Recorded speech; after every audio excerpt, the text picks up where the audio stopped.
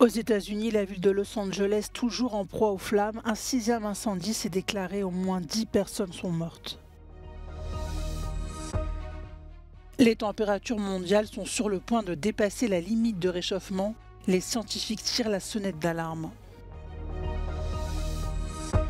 Giorgia Meloni a commenté les propos de Donald Trump sur le Groenland et Panama. Elle a aussi répondu aux détracteurs d'un projet entre l'Italie et SpaceX d'Elon Musk.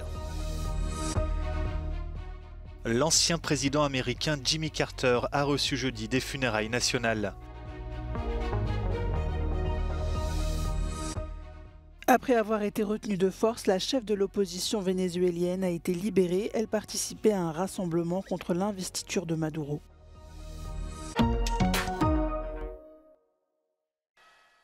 Aux États-Unis, la ville de Los Angeles, ravagée par des flammes, lutte toujours contre des feux de forêt d'une ampleur inégalée. Selon un dernier bilan, au moins 10 personnes sont mortes. La Cité des Anges est menacée par 5 incendies hors de contrôle. Les autorités confirment qu'un 6e incendie baptisé Kenneth s'est déclaré non loin de la zone de West Hill. We are now actively engaged in a new brush fire. We're calling it the Kenneth Fire in the West Hills area of Los Angeles on the border of Ventura County. This fire was over 50 acres upon arrival, with the potential for rapid growth. D'après les autorités locales, les 2 plus grands incendies qui ont sévi dans les quartiers de Pacific Palisades et de Eaton ont détruit plus de 10 000 structures. Des maisons, des immeubles, des épiceries, des banques, des écoles et des lieux de culte ont été réduits en cendres.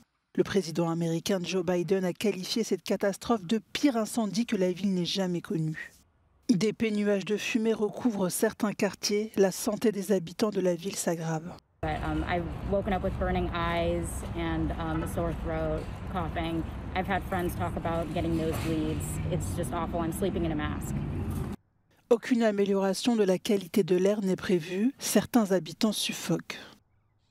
The amount of smog and toxins in the air, it's like, even though our house is spared, obviously we're probably not going to be able to move back in for months. Les incendies de Pacific Palisades et de Eaton ont brûlé à eux seuls près de 12 000 hectares de terrain. Selon les analystes, il faudra des mois, voire des années pour retrouver ces hectares perdus. Les entreprises du secteur privé évaluent le montant des dommages causés par ces terribles incendies entre 135 et 150 milliards de dollars. Le gouvernement américain, quant à lui, n'a pas encore fait d'évaluation chiffrée.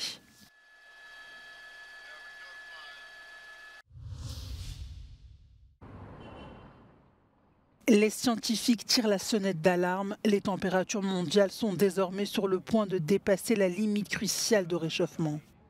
Des mesures au niveau mondial doivent être prises.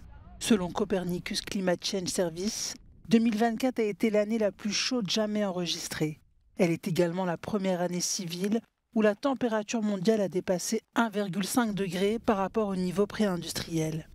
En 2018, une vaste étude des Nations Unies a révélé qu'en maintenant l'augmentation de la température de la Terre à moins de 1,5 degré Celsius, l'humanité pourrait éviter l'extinction des récifs coralliens, la perte massive de la calotte glaciaire de l'Antarctique, mais également éviter la mort et les souffrances de nombreuses personnes. D'après le service de surveillance du climat de l'Union européenne, chacune des 10 dernières années de 2015 à 2024 a été l'une des 10 plus chaudes jamais enregistrées.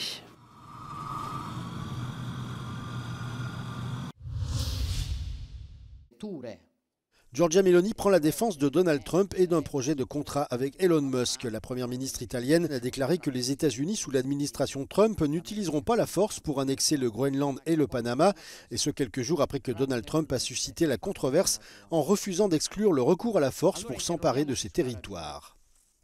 Io penso che le dichiarazioni di Trump siano più un messaggio ad alcuni grandi player, alcuni altri grandi player globali, piuttosto che rivendicazioni ostili nei confronti di quei paesi.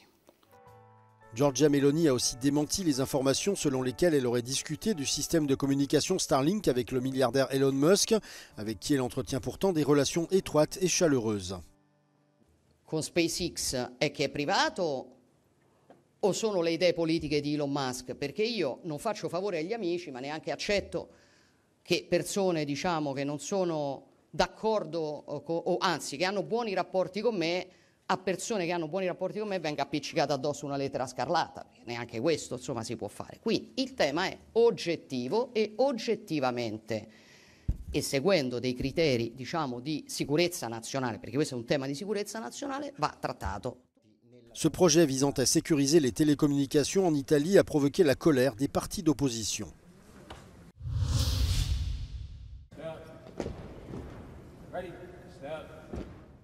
L'ancien président américain Jimmy Carter a reçu jeudi des funérailles nationales.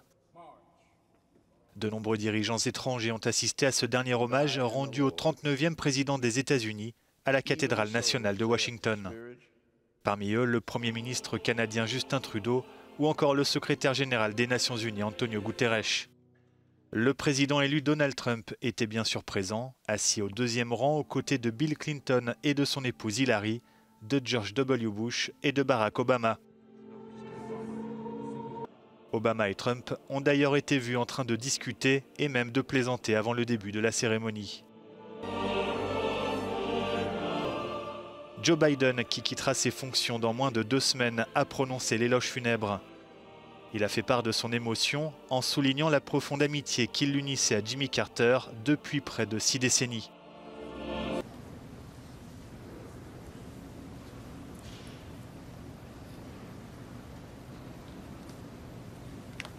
Many think he was from a bygone era, but in reality, he saw well into the future.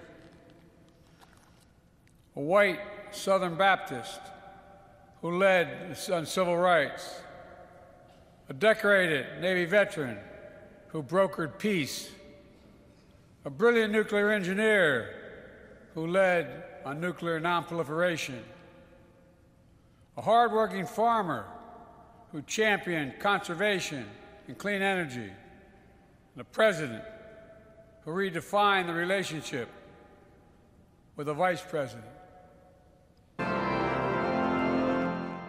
Joe Biden a terminé son discours sur une note personnelle, déclarant que Jimmy Carter lui manquait. Le cercueil de l'ancien président américain a ensuite pris la destination de sa ville natale de Plains en Géorgie par avion. Celui qui est décédé à l'âge de 100 ans le 29 décembre dernier aura droit à des funérailles privées en présence de ses amis et de sa famille. Il sera ensuite enterré aux côtés de son épouse Rosaline dans la petite ville où ils sont nés, ont grandi et ont vécu la majeure partie de leur vie.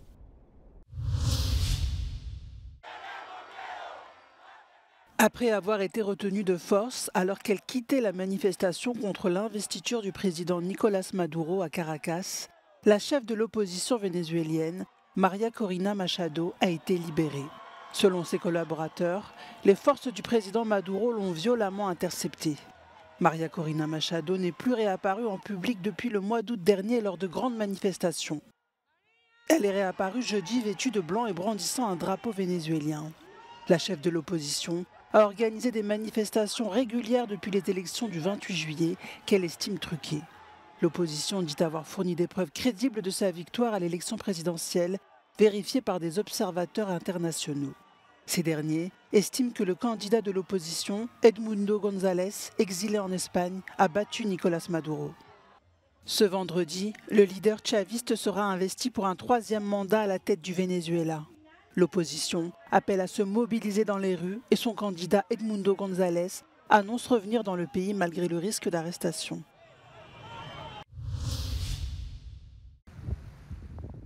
Quel sera l'impact du Jubilé 2025 à Rome? Débuté le 24 décembre par l'ouverture de la Porte Sainte, celle de la basilique Saint-Pierre, par le pape François, l'événement a déjà attiré près de 500 000 visiteurs. Le tourisme devrait stimuler l'économie de la ville qui attend au total plus de 30 millions de pèlerins. Mais pour certains, ce chiffre est surestimé. C'est ce qu'affirme en tout cas ce professeur de géographie économique. D'altronde è tipico di tutti i grandi eventi quello di cercare, come dire, all'inizio delle stime sul numero di visitatori o sull'impatto economico che tendono a essere sistematicamente sovrastimate. In termini economici l'effetto strutturale che noi osserviamo all'indomani del giubileo del 2000, che per certi versi è stato simile a quello attuale dal punto di vista dell'utilizzo che ne ha fatto la città è stato esattamente quello di creare occupazione anche in maniera stabile, ma in settori, ripeto, poveri. E dall'altro lato aumentare il costo delle abitazioni. La tendance de la hausse des prix des locations à Rome est confirmée par une étude récente. Abbiamo registrato già nel 2023 un aumento del 13% rispetto al 2022 del prezzo dei canoni di affitto e c'è una proiezione invece rispetto a quest'anno di un aumento del 17% addirittura, e questo si innesta in una situazione abitativa che è già complicata. A Roma è scarsa la disponibilità di mobili in affitto. Si les prix sont appelés à augmenter, on ne peut pas encore parler de pénurie de logements locatifs.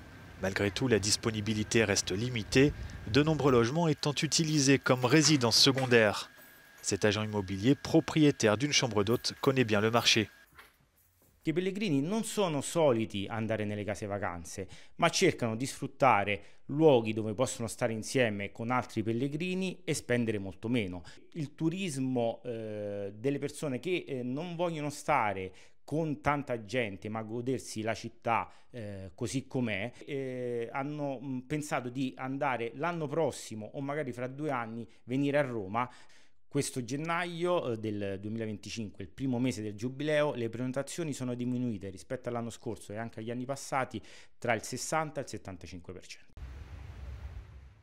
De nombreux Romains espèrent que leur ville, qui lutte depuis longtemps contre le surtourisme, profitera du jubilé 2025 pour se renouveler.